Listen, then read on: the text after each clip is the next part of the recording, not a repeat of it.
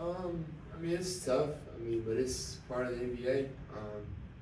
You gotta dig yourself out of the hole that you put yourself in, and sometimes teams just get put in holes, and you gotta figure out how to find your way out of it. It's frustrating. There's definitely other factors that go into it. But I mean, whenever you're fighting the way we're fighting, we're still giving ourselves a chance with everybody out there. I mean, it's a good sign, and but you obviously want to win more games than lose. So we'll be all right. Trust me. Welcome in, Hawks fans. Your boy Bryce Lewis back at it again for another Believe in Hawks episode. The Hawks lose another one tonight, 196 to the Houston Rockets in Atlanta. Atlanta now is on a 6-game losing streak. Vibes are not great right now, even though the team almost made a comeback tonight against the Rockets. Almost was able to get this win, pull it out at the end. Hunter had a really good look, rimmed out, went over the backboard. But overall, I mean, another L for the team. And like I said, you have the trade deadline coming up. A lot of questions are going to be asked. You have some tough games coming up. It's not going to get any easier from here. So we're going to go ahead, look into the game tonight and look ahead maybe to the future a little bit as well during this Bleeding Hawks episode. So I appreciate you guys tuning in, man. I know when the Hawks lose, you're not really the people who do tune in. I think appreciate you guys for letting me be part of your day. Recapping this game with y'all. And then obviously from audio listeners, same thing as well. If you enjoyed the episode, subscribe and like the video. So, like I said, Hawks losing night 196. There's a lot of places I could start tonight. I can start with the offense. I can start with the officiating because that was terrible. Which actually, I'm going to start with the officiating because that was terrible. I was only not officiating out right away. So, the Hawks during this losing streak has definitely had some games where the officiating has been very suspect. Some calls have been missed or very blatant that they're not calling. Obviously, every crew calls things differently, right? And the biggest thing players want is consistency. If you're going to call it this way, call it like that for both sides consistently through the whole game. The referees tonight definitely swallowed the whistle as the game went down the stretch. And one of the most egregious ones was the one where Dillon Brooks and Trae Young, they got into it. They had a little bit of they were barking at each other, right? After Dyson had gotten an and one to cut the game to 2. And I mean, Dillon Brooks grabbed that man by the neck. And in any rule book of the NBA, that's a flagrant foul. Flagrant 1, flagrant 2. You could pick either which one. Either he gets ejected or the Hawks are getting some free throws from Trae Young. And they came back with a double technical on both. And I'm just sitting here. I'm like, how is that a double tech? Trae never put his hands on him or nothing. Trae was just talking. Dillon put his hand, like literally touched him above at the neck. And they said that's a double tech. When literally, I feel like if you watch basketball and you know how they call stuff like that, that's usually some type of flagrant foul, if not an injection. And the fact they did not call that and tried to make it a double tech, because everybody now is expecting Trae to get that rescinded tomorrow by the league, which just shows, like, how do you not call a flagrant in that situation? How do you not call a technical, at least on Dillon Brooks, at least on him? How Trae got a technical, I don't know. But, I mean, that was just one of many calls. I mean, there are multiple times Ant-Man Thompson, he went to the rim, pushed Trae down, clearly extended the arm, no call. I mean, there's multiple things where, like, they got away with bully ball stuff. And, I mean, Houston's a physical team anyway, but they definitely got away with some stuff tonight. And so that did work in the Hawks' favor, of course. But even in saying that, that wasn't the reason why the Hawks fully lost this game tonight. Right now, the Hawks are at the crossroads, especially offensively, because it's very evident, especially these last 2 games. And it's been evident throughout the year, but these last 2 games, especially with the injuries, the Hawks just don't have shot makers right now, outside of Trae and DeAndre. Outside of those 2 guys, they don't have shot makers. The defense is only worried about those 2 guys, and outside of that, you're not really worried about anybody else. And it's really, and that's why when I saw how the game was going, the flow of the game, when it was a low scoring, grinded out affair, I said the Hawks they're not at the advantage here. even with all the turnovers they created on Houston, because Flan Fleet can go crazy, Jalen Green can go crazy, Thompson can go crazy, Sengun can go crazy. They had some guys who can put the ball in the basket. And for the Hawks, you only have two guys that you really are like, hey, they can put the ball in the basket. Trae Young, who has been well documented this season, playing through multiple injuries, and then DeAndre Hunter. And so if you're the Hawks, you really needed to take advantage of them not being able to get anything going offensively and try to get a substantial lead, and they could never do that. And so all the Houston kept doing is keep playing their game defensively. They're a physical defensive team. They're defensive-minded. And then eventually their best player is going to start making shots. Jalen Green hit some shots. Tate came into the second half. He had a big third quarter, which really propelled them over the Hawks. And the Hawks just didn't have answers.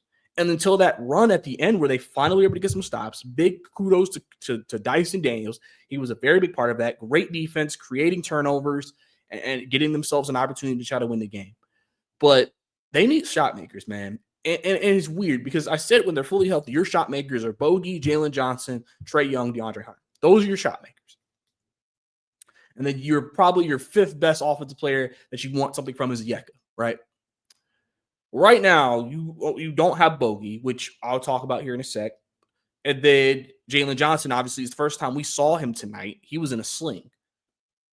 Like I said, as far as we know, he's not going to be playing for a while, and the Hawks have given us no update. I will not be shocked because we're playing on national television if we get an update from one of the NBA national reporters during that game about Jalen Johnson's status, and they'll be like, because they're going to probably ask, what's up with Jalen? Then they go to them during one of the timeouts and say, well, we've been talking to people about Jalen Johnson injury and what it is and da-da-da-da-da, and then we'll find it out. Unless the Hawks, an injury report, reveal it before that, right? But it's evident. And the offense has really struggled these last two games, especially. It's just, you can tell there's just not enough scoring. And that's kind of what you even saw through the West Coast road trip, if you remember earlier this year. Trae was giving you 30, but he really didn't get a lot of offense because Jalen was out and Bogey was out. And so, if Hunter wasn't going offensively, you didn't have a lot of shot makers. And that's probably what the Hawks would have to prioritize next in terms of when they make roster changes to this team. Is like, we need some shot makers. We need some guys who can put the ball in the basket. Now, obviously, some of that is some of your young guys like Zachary Richiche improving his game offensively. But, there's also other spots that you're like, we can get a little bit more offensively from our guys. And so on and so forth. So that's been tough. Now, before the game, the Hawks had a couple of players didn't play tonight, right? Where first, Clint Capella did not play. He was not on the injury report all day. I remember first injury report made it seem like everybody was good to go tonight except Jalen Johnson, and Trae was questionable. And the next thing you know, an injury report shows Bogey's out with personal reasons, Richiche's out because of injury management, but still no Clint Capella. And then we get into the game, and Clint Capella is in street clothes. And then they say he has back spasms. The Hawks will probably get fined for what they've been doing these last few days because it's been very weird. Because it's almost like they're not being transparent about their injuries. It's been kind of weird a little bit about that. Like they're trying to keep these injuries close to the vest or something. But Clint, that was a bit of a surprise. And honestly, this was a game tonight. As much as Larry Nance helped stretch the floor, I definitely feel like Clint Capella would have been a better player to play in this game, especially with the way Houston likes to attack the rim and Sengun, just to have a center. Because really, pretty much, the Rockets were attacking Nance because they knew switch Nance on them. We have the offensive advantage. Clint, obviously, still athleticism, but a guy who can protect the rim a little bit better, has a little more size. So obviously, Clint, unexpected, inactive. Okay, Bogey's the weird one. So let's surf through this. So Minnesota Monday, he went through warmups, everything. Not on the injury report. DNP. He didn't play the first quarter. We found out DNP. And so we're like sitting here and we're like, okay, is Bogey good? Like, did he have an injury that we're unaware? Like, there's no answers. And so people were trying to figure out, okay, he didn't play. And then tonight, he has personal reasons. Now, the first thing people are thinking, obviously, is trade. Oh, are the Hawks potentially about to make a deal, including Bogdanovich, and so they're just keeping him out? We have no idea. We have no idea. I do have a trade deadline episode coming out tomorrow. I talked to National NBA insider Brett Siegel about about the Hawks and what they're looking like going into the trade deadline next week. So that will be dropping tomorrow. So definitely subscribe, tune in for that if you want to know the latest. But it was like, okay, is Bogey on the verge of being traded or something? But then I also thought to myself, he went through his warm-ups, right? So something between warm-ups and the game changed. Something was said. If the team kept Bogey from playing, then that leans more towards maybe he's about to be in a deal. But if Bogey said something about playing, then now we're getting into, is Bogey okay? Is his mental okay? Remember, he has had a bad season so far. He's been struggling a lot. Sometimes these types of stretches can get into your head. And so now I'm thinking, is it possible that Bogey's just not right now? And so he's just like, I can't play right now. Could there be something with family that we don't know about? That maybe something happened and he found out and then he was just like, I can't play right now. I'm not mentally in the right space to play. And that's why they said personal reasons for tonight. It's been definitely a bit of a weird thing with how this has gone with the Hawks and their just how they've been handling the situation, right? Just last minute changes that we had no idea was coming, right? And so I think that it's something to keep an eye on, of course, moving forward. Obviously, they play again in primetime on Thursday against Cleveland. So, I mean, we don't know Bogey's going to be back or he's going to be gone for a while. It kind of gives you – it kind of reminds you of the DeAndre Hunter situation, except they kept giving him an injury for it because he was out with an injury and then eventually turned into he had a kid, and then that led to a couple more games of him being out. But I don't know what's happening with Bogey, and I hope everything's okay with him. I hope all is okay. But if it is a trade, then I guess we'll find out whenever the Hawks and whoever is involved in this trade pull it off. We'll go from there. So, but I'm not going to be surprised if the Hawks get fined by the league, by the way they've been handling it, because you're usually not supposed to be coming into games just telling people that, hey, someone's going to be out. Usually you tell people in the injury report, hey, this person might be out. At least if you're going to have a new injury report, release something before the game that says, hey, the guy has back spasms. You didn't do that. Yeah, they released like 3 injury reports during the day. So they had multiple opportunities to mention it. And like I said, the fact that they randomly put Riche on there all at the last minute, it was like, what is going on with that? So, whatever. But obviously, like I said, Hawks have played a very big part in why the season has gone the way it's gone, why the Hawks seem like they're free falling right now, where it's just where it's just like you've been dealing with them all year, but you've been able to stay afloat. When you've been healthy, you've been good. So you have that. If we're healthy, we're good.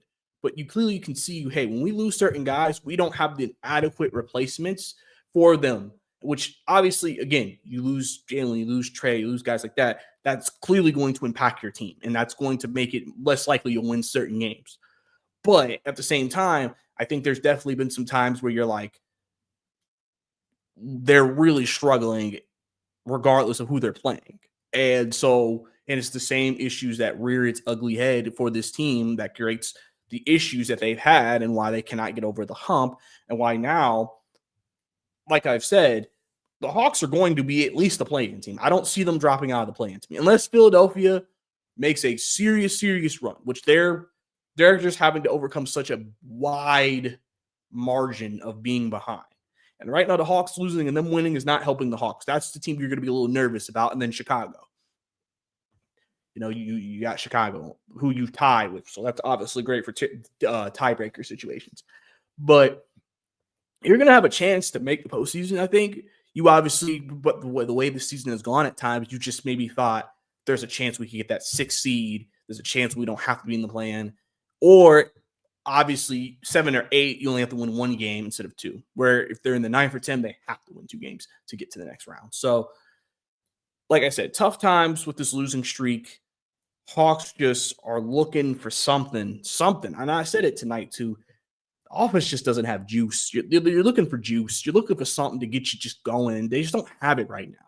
I always said, like, hey, Jalen, I feel like brings juice to the team. And without him, there's just no juice unless you get that one performance, a 20-point Vic Krejci or a 20-point Garrison Matthews. Because one of the big things we haven't talked about is Garrison Matthews has not been having the games he had about a month ago.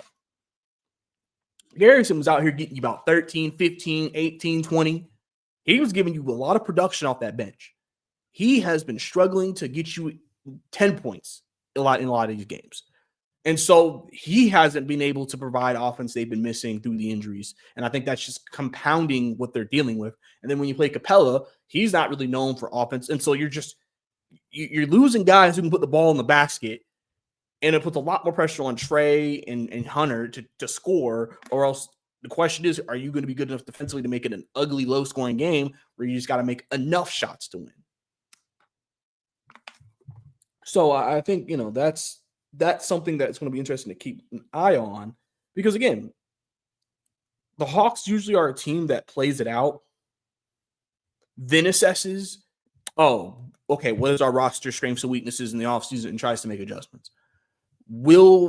If the Hawks lose a few more games and things like that, will that make them say, maybe we need to start making some different moves?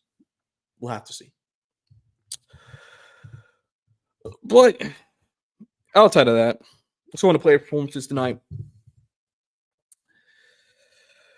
Dyson Daniels, 12 points, 10 rebounds, 6 assists. He was a very big part of why the Hawks were able to get back into that game in the fourth quarter. Just great defense on Jalen, great defense on Thompson, creating turnovers, deflections, steals, just being Dyson Daniels. Gave you 12 points tonight, really struggled offensively in this game, but he was able to make some shots late. 10 big rebounds. He was active on the boards late. 6 assists. Like Dyson was, in a way, you can make an argument trying to wield this team to win. And that's why Dyson is a guy who I think is a core player of this team, who I think a lot of people really like, and why Dyson is very important to what they do, because he just has that ability, right? And he sparked the comeback. He sparked the Hawks' run with his play. And so, obviously, we know how important Dyson Daniels is. He had 4 steals tonight, a block as well. So, obviously, he's been giving you more better offensive games recently. This is one of his not better offensive performances tonight. But overall, I mean, Dyson Daniels really kind of put it all out there on the line against Houston, which against a team like them, you kind of have to. And I think he did what he could. So I'm not surprised, shocked at all about that. But I mean, he gave what he could so the Hawks could try to be competitive. Vic Krejci tonight, 13 points, 5 rebounds, 2 assists. This was a game where Vic made some plays. Now, as a team, I'll mention this first. The Hawks shot 47 threes, only made 11, shot 23% from the field. And I saw some people talking about, why are we jacking up so many threes? Now, obviously, Quinn wants them to jack up threes. But I liked it better when the Hawks were putting up like 25 threes, because then if they shot 11 to 25, it looked way better. It would look way better. And then probably that means they're having to create more around the basket. Because sometimes I've noticed in these last 2 games, they've just been putting up threes a lot more. And I don't know if that's Quinn's solution to losing the playmakers. Let's just put up threes and hope we can knock them down. Krejci put up 10 of those threes. He led all key players with the most 3-point attempts and only made 2 of them tonight. So I think Krejci did some good things. It's one of those games where you're just like, oh, man, Krejci hit a couple more threes. It could have been a big difference in this game, but he didn't. And like I said, the Hawks in the last few games in general have not shot the ball well from 3 as much. And so Krejci tonight, 13 points, but like I said, you can question shot selection coming out of this game for sure for this team. Trae Young, 21, 3 and 9. Like I said, he's also part of it. Took 9 threes, only made 2, 7 of 16 from the field. Again, Trae has been dealing with a lot of stuff, the Achilles, the rib contusion, the hamstring, different stuff, right? That's why he didn't play against Minnesota and so on and so forth. But, obviously, him not being the same offensive guy he was in terms of like just how he usually is during his career has sometimes hurt the team. Because again, this would have been a game where you're like, if Trae has that 30-point performance, that would be big for this team. And Trae's coming into a lot of these halves and a lot of these fourth quarters with like up at like 12, 13 points, and you're like, dang, Trae, like I kind of need a little bit more from you. I mean, he made some good plays down the stretch of this game to help them get back into it. Took a couple of shots. He tried to, hit that big three, couldn't. Obviously, that sucked if you're the Hawks, but couldn't get that big three. But at the end of the day, I mean, they did what they could. They did what they could to try to win. And, it's just tough for him right now because there's so much pressure on him, basically, when we have these injuries. Like, the thing is, Trae can play more free and clean when we're healthy because we have everybody else around him to help. When the injuries pile up, it puts a lot more on Trae's plate, and then if Trae doesn't do it, you can clearly see this team isn't as good when he's not.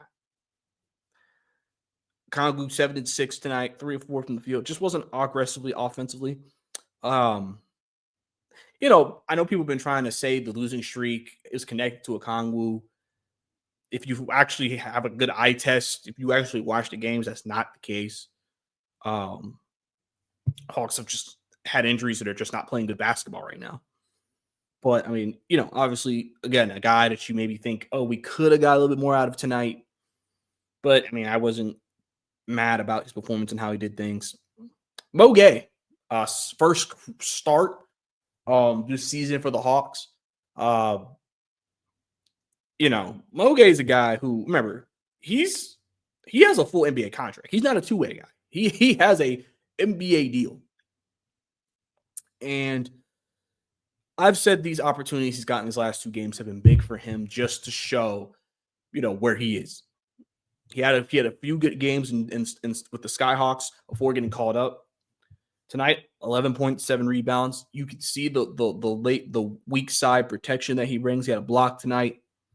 The thing is, what you notice with a lot of these guys, the two-way guys, you can tell that they're not looking to score. Like Gay, a lot of the times, you kind of want him with his athleticism. Sometimes these matchups, like, hey, attack these guys. And instead, he's being very passive with the ball unless he's under the rim where he can get an easy layup dunk, or he has a three in the corner that he'll take. Honestly, I think Gay did some decent things tonight. Like, again, I've said if Jalen's going to be out for a while, I would not be mad if Quinn went with Gay, just because he could still help with your front court defensively. And, if he can give you something offensively, you'll take it. And I just think it could be good for the Hawks. But, again, that just depends on Snyder and what they want to do moving forward when Jalen is out. Because, like I said, the fact they started him tonight, is a good sign. Now, you're assuming if Ricochet started, they may have went with Ricochet at the 4. And then, would you have played Gay off the bench? We'll see. DeAndre Hunter had 16 points tonight. Obviously, like I said, had that big shot late that almost tied the game. Did not shoot well from 3 tonight. 1 of 7. 6 of 15 from the field. Again, coming off that heater he had against Minnesota. We, can't be too mad at Hunter tonight. I mean, he did what he could. Obviously, again, with the shooting woes of this team, you obviously wish he could have shot a little bit better. But I think he competed tonight and gave him what he needed or what he could. So, Keith Walls tonight playing some backup point tonight. 7 points and a rebound. I think he had some good minutes. Obviously, he was tasked with guarding guys like Jalen Green and whatnot. Obviously, Keaton is a good defender. His big issue is just his size. Those guys are bigger than him, so they're just looking at him. If we could just get him into the paint, we'll have the advantage. But Keaton is a guy who competes. He's a competitor. He's going to give you everything he got out there. And like I said, great opportunity for him, to be playing with Trey and playing kind of that combo guard type position for them, helping Dyson maybe even get some of that point guard role at times. But, I think Keaton was fine tonight. Obviously, again, probably, wish could you got a little more offense out of him. Sure. But, overall, I didn't think he played bad. Nance tonight, 6 points, 2 rebounds, 1 assist. Just didn't make shots. 1 of 4 from 3, 2 of 7 from the field. Obviously, he's come back from that hand injury. Don't know how much that's impacting his shot. Don't know how much that's impacting his offensive game. That's going to be because even though he's able to play, he is the release hand. That's where the injury is. So you do wonder how much is that impacting him, and so on and so forth. So Nance did he good, and like I said, Garrison Matthews continues to struggle. Only 1 3 tonight, and like I said, just need more shot makers. Hawks only shot 40% from the field tonight. You got to shoot better if you're going to win. I mean, that's as simple as I can put it to you. You were to get Houston to turn the ball over 21 times. Hawks also had a 19 assists tonight.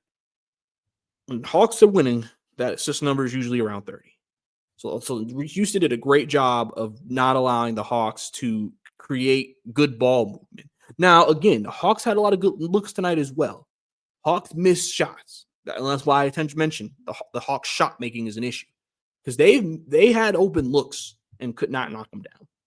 So, it's a tough time for Hawks fans. Like I said, losing 6 in a row isn't fun. You can probably tell people doing podcasts for this team is not fun talking about it. You're just looking for that first win. Hope that maybe get some things going. Hope you get some bodies back soon. Hope Jalen Johnson and those guys get back soon. Hopefully we'll get an update on him soon. Figure out what's going on with Bogey and et cetera, et cetera. So that's where we are right now with the Hawks. Tough times, 196. Houston wins, going on the road to play in Cleveland in prime time as they have a road trip, as they will play 3 road games, Cleveland, Indiana, and Detroit, before returning next Wednesday to play San Antonio back here. So, and also, another thing about the officiating, Hawks fouled at the end of that game. They didn't call it. They were swallowing the whistle a lot in this game. So, just saying. Can't wait for that trade tag to be rescinded tomorrow. But anyway, appreciate you guys tuning in for another Believe It Hawks episode. If you enjoyed it, subscribe to the channel, like the video. Also, go ahead and audio listeners do the same thing. Leave a rating, leave a review. Leave a comment about anything you want to talk about in the comments down below. And like I said, trade deadline episode for the Atlanta Hawks coming out tomorrow as well. So definitely tune in for that. Bryce Lewis. See you next time.